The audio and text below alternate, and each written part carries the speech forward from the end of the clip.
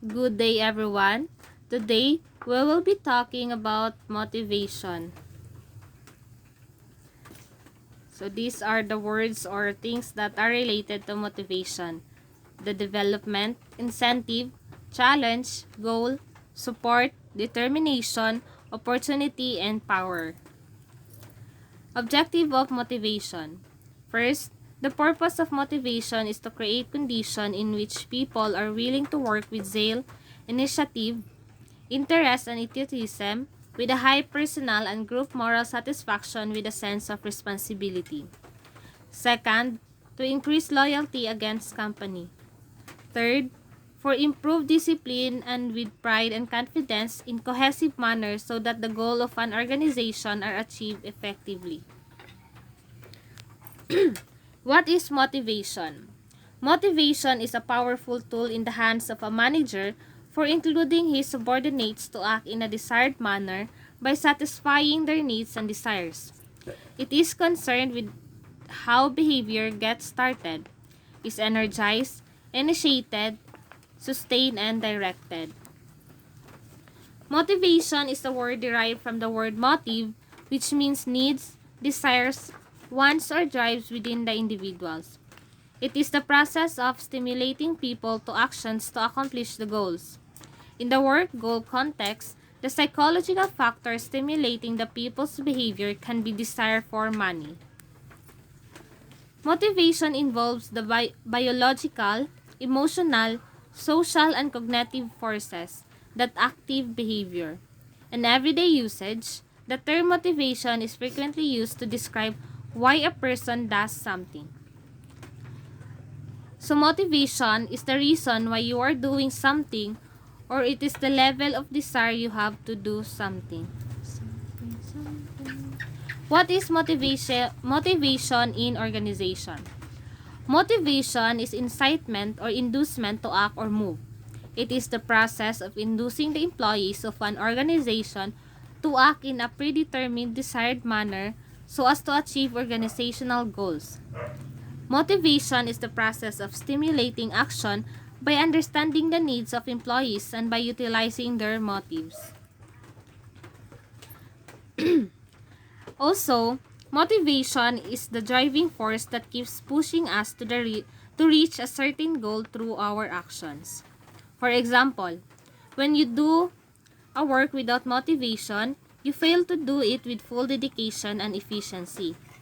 It is where motivation helps us or the management increase work productivity and brings out the best of a person's true potential. The nature of motivation. So motivation, the set of forces that leads people to behave in a particular way. The importance of motivation. First, managers strive to motivate the organization's people to perform at high levels. Second, job performance depends on ability, motivation, and environment. So P means performance equals M means motivation plus A means ability plus E means environment. Now, let's talk about the three advantages of motivation in an organization. First, employees work with better interest and responsibility. Second, motivated employees are an asset to the organization. Third, the organization works smoothly and efficiently as there is cooperation to management. So this is the basic motivation concepts. Motivation is the processes that account for an individual's direction, intensity, and persistence of effort toward achieving a goal. Direction should benefit the organization. Example, quality of effort counts. Intensity, how hard an employee tries to achieve a goal. Third, persistence, how long can an employee maintain his or her effort to achieve a goal. Now, let's talk also the four types of motivation. First, extrinsic motivation. It is an external influence that impels people to act or behave in a specific way, such as accomplishing a task or job, but can also be a personal goal, such as losing weight. External influences include rewards, promotion, prizes, and etc. Where a teacher might reward a student with a prize for winning a debate, an individual might reward themselves with a new album for sticking to a diet. Extrinsic motivation. It is a motivation to participate in an activity based on meeting an external goal, garnering praise and approval, winning a competition, or receiving an award or payment.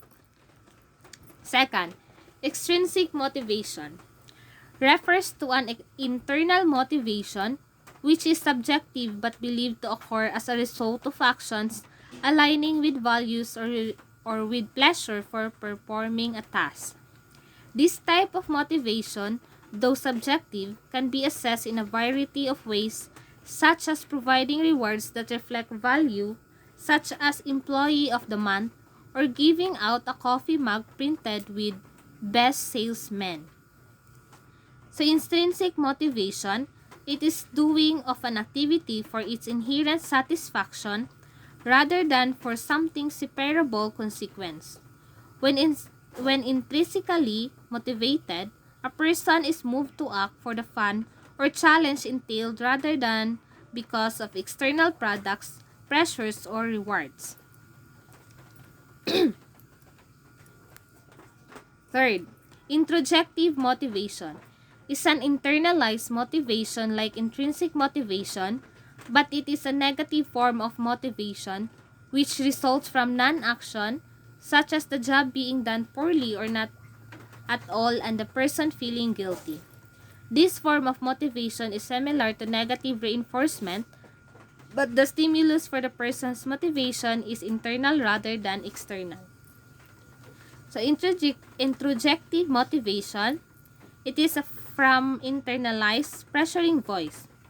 It inspires an individual to enact a behavior not because he wants to, but because he fears not to out of a sense of obligation.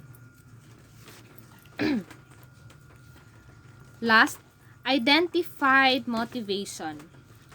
It refers to a form of motivation which occurs as understanding or feeling the need to perform or accomplish some task but not yet acting on this need.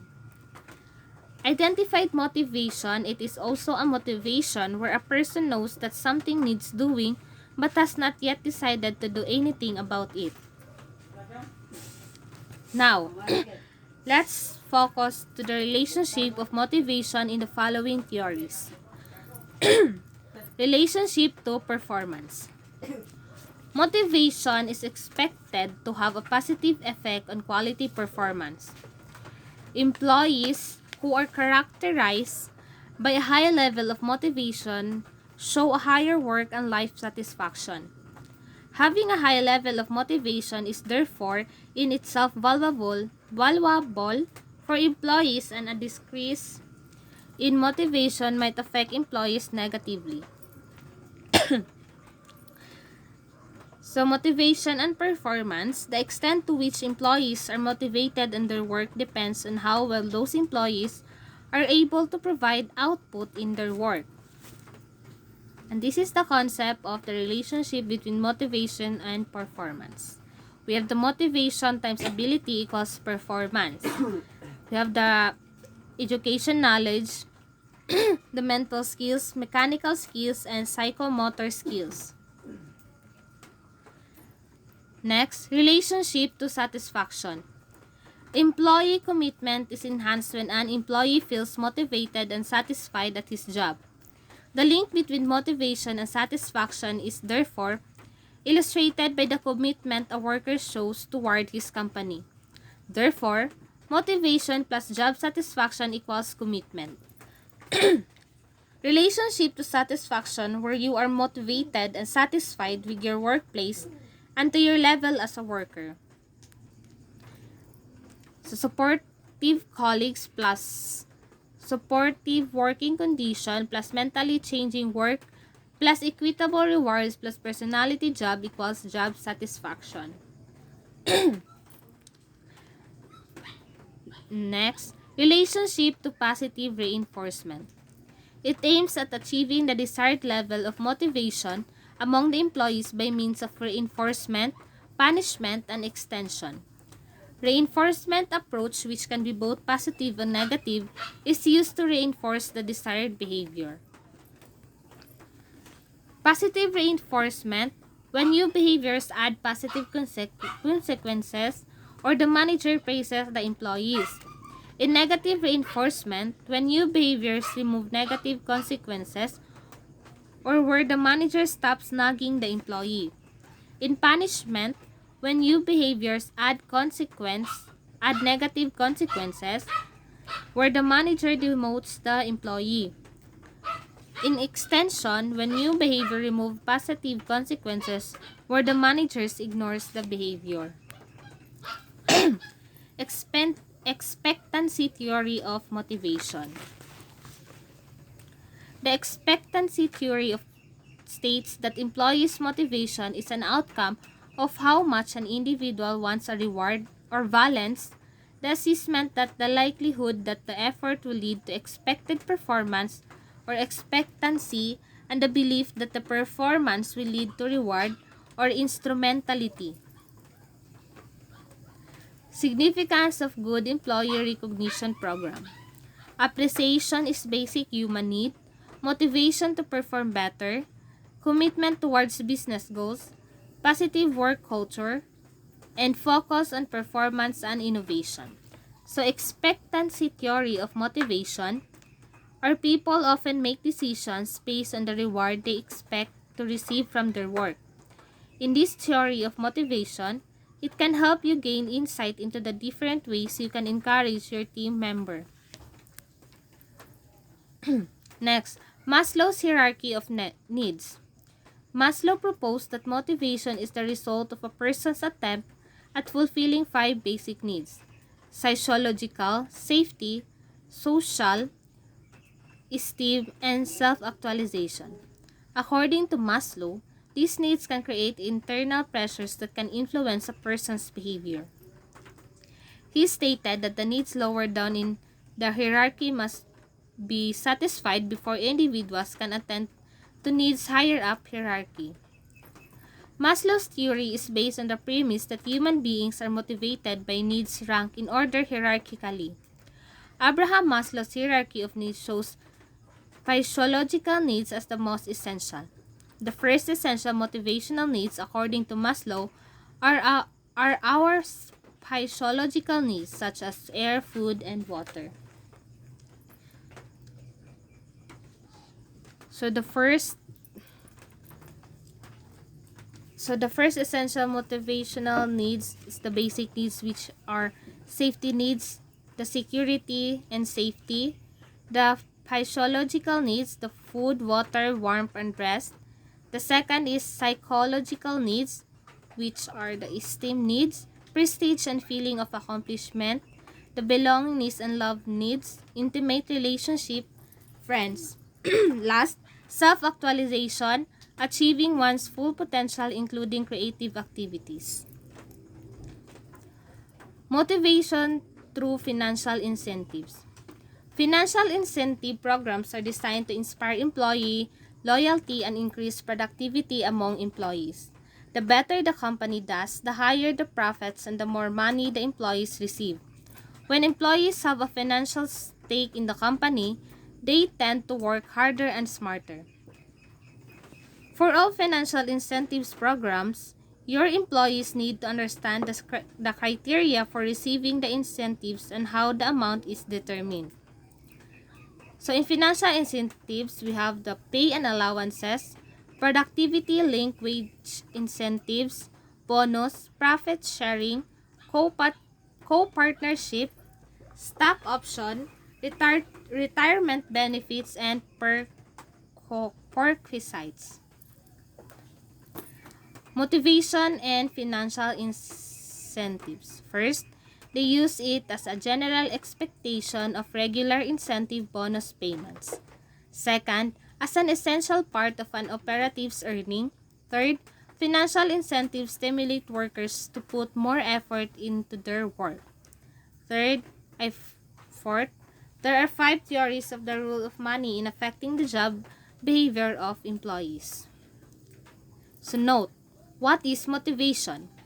Motivation starts with the desire to be free from dependency of others, freedom to live the lifestyle we dream of, and freedom to explore our ideas. And that could be all. Thank you, and thank you for listening.